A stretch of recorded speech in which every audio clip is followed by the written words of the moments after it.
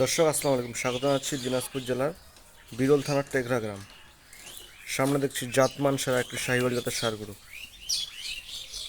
এটা হচ্ছে রয়্যাল ভাইয়ের। বড় ভাই আসসালামু আলাইকুম। ওয়ালাইকুম সালাম। এটা কি কালেকশন আনছেন ভাই? সাইওয়াল ভাই 100% সাইওয়াল। রঙের তো রাজা ভাই, জি, একবারে লাল টকটকা রক্তের মতো লাল। একবারে রঙের রাজা।